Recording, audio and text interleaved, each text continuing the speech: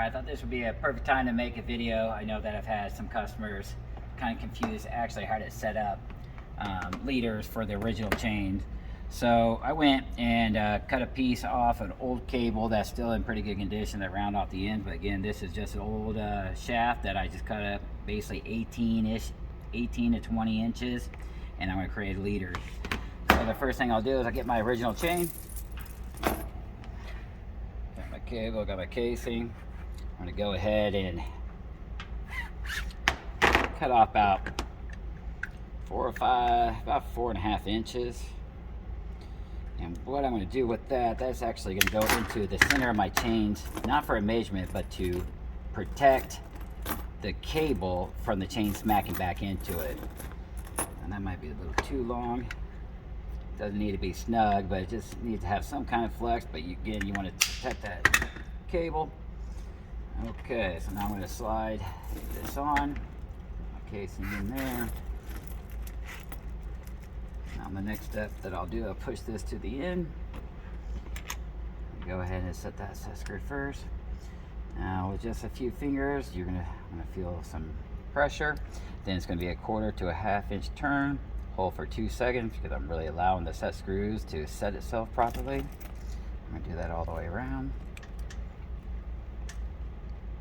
1/4 to a 1/2 turn because I was already close there. A few fingers again. Point of feeling pressure, feel pressure. 1/4 to a 1/2 turn, hold for 2 seconds. Now this is kind of still not tightened down here. You want to make sure that your set screws are lined up, and you want to make sure, one of the more important things is your chains are set up properly. Now this is a 4-inch chain, so I'm going inside of a 4-inch pipe. I don't want my chains to be able to spread out 5 or 6 inches, because then it will be off balance and smacking around everywhere. When I spin my chains, I want it to be looking like a spiral football, just gliding.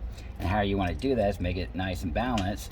And so what I want to do is I'll kind of hold it like this, and from the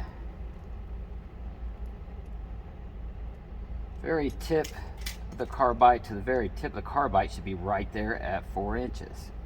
So once I give or take 1/8 of an inch, so I'm going to go ahead and kind of like that.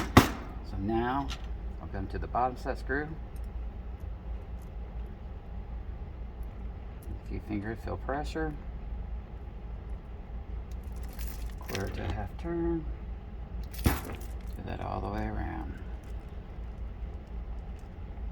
1/4 to a 1/2 turn, hold. One more time.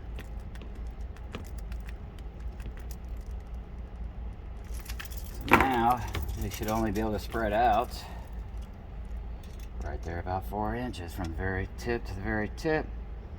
Give or take, it's pretty close. Could be a little bit more precise, but it's okay. Now I'm going to slide this on. And so I kind of want a 1/8 of an inch gap to an 1/8 of an inch gap down here, but then I also have the connector. I'm going to kind of just estimate a little bit.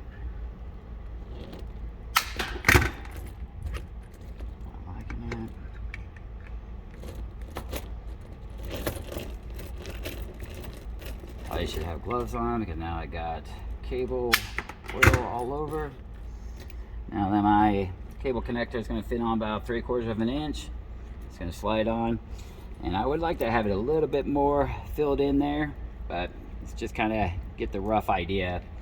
And then once you tighten that up, now you got your leader.